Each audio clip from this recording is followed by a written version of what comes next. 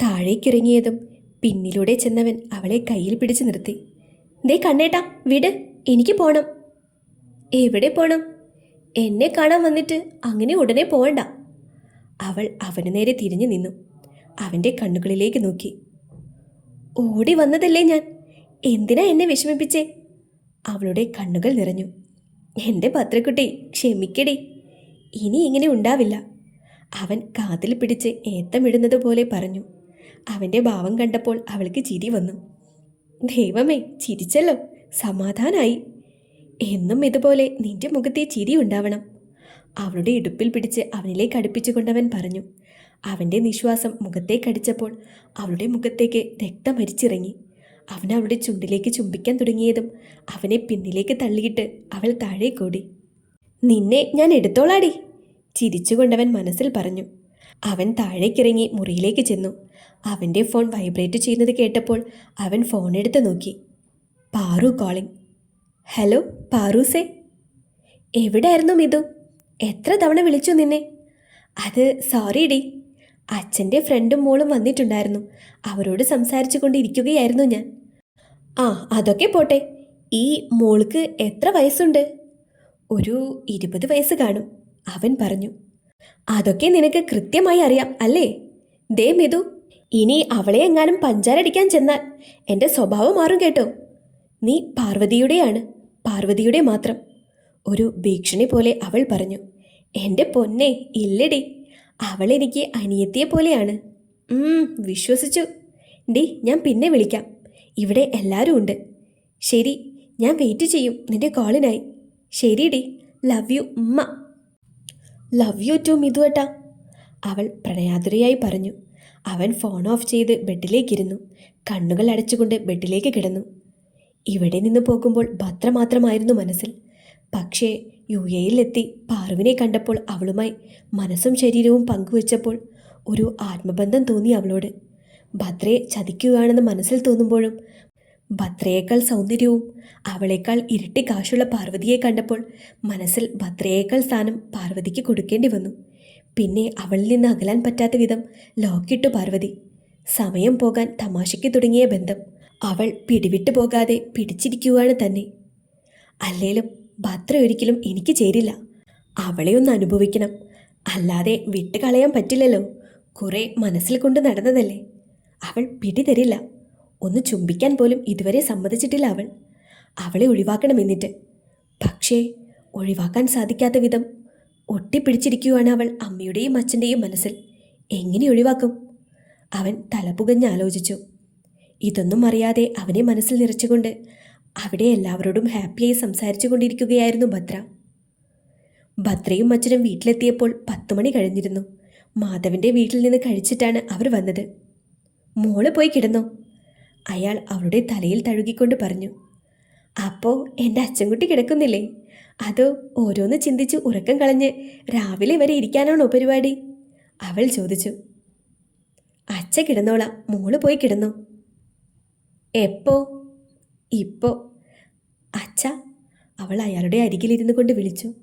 എന്താ കുട്ടാ? ഞാൻ കുറച്ചു നേരം അച്ഛൻ്റെ മടിയിൽ കിടന്നോട്ടെ? വാ. അയാൾ കൈനീട്ടി. അവൾ അയാളുടെ മടിയിലേക്ക് തലവെച്ച് കിടന്നു. അയാളുടെ കൈകൾ അവിടെ തലയിൽ തലോടി. അച്ഛാ. എന്താ മോളെ? ആൻറ്റി എന്നോടൊരു കാര്യം പറഞ്ഞു. സത്യാണോ? എന്ത് കാര്യം? അയാൾ ചോദിച്ചു. എൻ്റെയും കണ്ണേട്ടൻ്റെയും വിവാഹകാര്യം. ഞാനും മാധവനും ആലോചിച്ചപ്പോൾ ഇനിയും വെച്ച് താമസിപ്പിക്കേണ്ടെന്ന് തോന്നി മോളെ. ഞാൻ പോയാ എൻ്റെ അച്ഛൻകുട്ടി ഇവിടെ തനിച്ചാവില്ലേ? അവൾ പറഞ്ഞു. എന്ന് കരുതി മോളെ എന്നും അച്ഛൻ്റെ കൂടെ നിർത്താൻ പറ്റുമോ? അച്ഛാ. എന്താടാ? അച്ഛൻ കണ്ണേട്ടനെ ശ്രദ്ധിച്ചോ? കണ്ണൻ എന്താ? അച്ഛൻ കേസിൻ്റെ കാര്യം സംസാരിച്ചപ്പോൾ പോലും എന്താണെന്ന് തിരക്കിയില്ല. എന്നോടും പഴയ സ്നേഹം കാണിക്കുന്നില്ല. എന്തോ മാറ്റം പോലെ. അവൾ എഴുന്നേറ്റിരുന്നു കൊണ്ട് പറഞ്ഞു. പുറത്തൊക്കെ പോയി പഠിച്ചതല്ലേ, അതിൻ്റെ ആവും മോളെ. അറിയില്ല അച്ഛാ. ഇവിടെ നിന്ന് പോയ കണ്ണേട്ടനല്ല തിരിച്ചു വന്നേക്കുന്നത് എന്ന് ഫീൽ ചെയ്യുന്നു അച്ഛേ. അതൊക്കെ മോളുടെ തോന്നലാവും. മോള് പോയി കിടന്നു, അച്ഛനും കിടക്കട്ടെ. അവളൊന്ന് മൂളി. അച്ഛൻ്റെ കവിളിൽ ഉമ്മ വെച്ചിട്ട് അവൾ മുറിയിലേക്ക് കയറി ബെഡിലേക്കിരുന്നു. എന്തോ ആലോചിച്ചുകൊണ്ട് ഫോണെടുത്ത് കണ്ണൻ്റെ നമ്പറിലേക്ക് കോൾ ചെയ്തു. കാൾ വെയിറ്റിംഗ് ആണെന്ന് മറുപടി വന്നു. സംശയത്തോടെ അവൾ ഫോൺ ബെഡിലേക്കിട്ടു. പിന്നെ കിടന്നു. എന്താണെന്നറിയാതെ അവളുടെ കണ്ണുകളിൽ നീർക്കണങ്ങൾ ഉരുണ്ടുകൂടി. മോള് പറഞ്ഞത് ശരിയാണ്. അവൾക്ക് തോന്നിയ പോലെ ഒരു തോന്നൽ എനിക്കുമുണ്ടായി. അത് പറഞ്ഞ് അവളെ വിഷമിപ്പിക്കേണ്ടെന്ന് തോന്നിയതുകൊണ്ടാണ് അവളോട് അതേപ്പറ്റി പറയാതിരുന്നത്. ദേവേ, എൻ്റെ കുട്ടിക്കൊരു സങ്കടവും വരുത്തല്ലേ. എല്ലാ സങ്കടവും എനിക്ക് തന്നാൽ മതി. എൻ്റെ മോള് ഒരിക്കൽ പോലും വിഷമിക്കാൻ ഇടവരുത്തല്ലേ. എൻ്റെ കൃഷ്ണ, അവളോടൊപ്പം എന്നും ഉണ്ടാവണേ. അയാൾ മനമുരുക്കി പ്രാർത്ഥിച്ചു. അയാൾ എഴുന്നേറ്റ് മകളുടെ മുറിയിൽ ചെന്നു. ചെരിഞ്ഞു കിടന്നുറങ്ങുകയായിരുന്നു അവൾ. പതിയെ അവളെ ഉണർത്താതെ പുതപ്പെടുത്ത് പുതപ്പിച്ചിട്ട് ലൈറ്റ് ഓഫ് ചെയ്ത് വാതിൽ ചാരിയിട്ട് അയാൾ മുറിയിലേക്ക് നടന്നു. അതിരാവിലെ എഴുന്നേറ്റ് മകൾക്ക് വേണ്ടി പൊതിച്ചോറ് കെട്ടി. അച്ഛാ, ഞാൻ ഇറങ്ങുക. ചോറെടുത്ത് ബാഗിലേക്ക് വെച്ചുകൊണ്ട് അവൾ പറഞ്ഞു. ഒന്നും കഴിക്കാതെയാണോ മോളെ പോന്നേ? ഒരു പ്ലേറ്റിൽ ദോശയെടുത്ത് സാമ്പാർ ഒഴിച്ച് അതിൽ നിന്ന് ദോശ മുറിച്ച് അവൾക്ക് നേരെ നീട്ടി. അച്ഛാ, ഇന്ന് നേരത്തെ ചെന്നില്ലേ ആ കോന്തൻ സാറ് എന്നെ ഉരുട്ടിയെടുക്കും. മോളെ, സാറുമാരെ എപ്പോഴും ബഹുമാനിക്കണമെന്ന് അച്ഛൻ പറഞ്ഞിട്ടില്ലേ? അയാൾ ശാസനയോടെ പറഞ്ഞു. അതിന് അയാൾ സാറല്ലല്ലോ, റൗഡിയല്ലേ. മോളെ. അതെ അച്ഛാ, അയാള് ഇന്നാളൊരു ദിവസം റോഡിൽ കിടന്ന് തല്ലുകൂടുന്നത് കണ്ടു. ഒരു തവണയല്ല, പലപ്പോഴും പലരുമായി തല്ലുണ്ടാക്കും.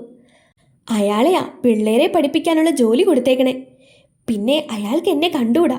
എന്നും അയാളുടെ വായിലിരിക്കുന്നത് കേൾക്കേണ്ടി വരും. അത് മോൾ താമസിക്കുന്നത് കൊണ്ടല്ലേ? അയാൾ ചിരിയോടെ പറഞ്ഞു. അച്ഛയും അയാളുടെ സൈഡാണോ? മുഖം വിരിപ്പിച്ചുകൊണ്ട് അവൾ ചോദിച്ചു. അച്ഛ എന്നും അച്ഛയുടെ പൊന്നിൻ്റെ കൂടെയല്ലേ? അയാൾ അവിടെ കവളിൽ ചുംബിച്ചുകൊണ്ട് പറഞ്ഞു. എൻ്റെ ചക്കര അച്ഛ. കഴിച്ചിട്ട് വാ കഴുകി ബാഗ് എടുത്തുകൊണ്ട് അവൾ ബസ് സ്റ്റാൻഡിലേക്ക് നടന്നു. ബസ് ഇറങ്ങി കോളേജിലേക്ക് നടന്നപ്പോൾ ഒരു ന്യൂ മോഡൽ കാർ വന്ന് അവളുടെ അരികിൽ നിർത്തി. അതിൽ നിന്ന് 2 മല്ലന്മാർ ഇറങ്ങി ഡോർ തുറന്നു. അതിൽ നിന്ന് ഒരു സ്ത്രീ പുറത്തേക്കിറങ്ങി. അവൾ അവരെ നോക്കി. ചുവന്ന പട്ടുസാരിയിൽ സർവാഭരണ വിഭൂഷിതയായി ഒരു സ്ത്രീ. 40 വയസ്സ് തോന്നും. മുഖം മേക്കപ്പ് ഇട്ട് വെളുപ്പിച്ച് വെച്ചേക്കുന്നു. അവൾ മുന്നോട്ട് നടക്കാൻ തുടങ്ങി. മോളെ. അവരുടെ വിളി കേട്ട് അവൾ തിരിഞ്ഞു നോക്കി. അവൾ സംശയത്തോടെ നോക്കി. മോൾക്ക് എന്നെ മനസ്സിലായോ? ഇല്ലെന്ന് അവൾ തലയാട്ടി. ഞാൻ മോളുടെ അമ്മയാണ്, രാധിക. അവൾ ഞെട്ടലോടെ അവരെ നോക്കി. പിന്നെ അവരെ ദേഷ്യത്തോടെ നോക്കിയിട്ട് മുന്നോട്ട് നടന്നു. പെട്ടെന്ന് അവർ അവളുടെ കയ്യിൽ കടന്ന് പിടിച്ചു. മോളെ, വാ, അമ്മയുടെ കൂടെ വാ. അമ്മയ്ക്ക് മോളോട് കുറച്ച് സംസാരിക്കാനുണ്ട്. എന്നെ വിട്, എനിക്ക് ആരോടും ഒന്നും സംസാരിക്കാനില്ല. കൈ കുടഞ്ഞുകൊണ്ട് അവൾ പറഞ്ഞു. പറഞ്ഞാൽ മനസ്സിലാവില്ല നിനക്ക്. അവളുടെ കയ്യിൽ ബലമായി പിടിച്ച് വണ്ടിയിലേക്ക് കയറ്റാൻ തുടങ്ങി. അവൾ അവരെ പിടിച്ചു തള്ളിയിട്ട് മുന്നിലേക്ക് ഓടിയതും കൂടെയുള്ള ഒരുത്തൻ അവളെ പൊക്കിയെടുത്തു. വിടന്നെ, അവൾ കുതറി. വണ്ടിയിലേക്ക് കയറ്റവളെ, രാധിക ആജ്ഞാപിച്ചു.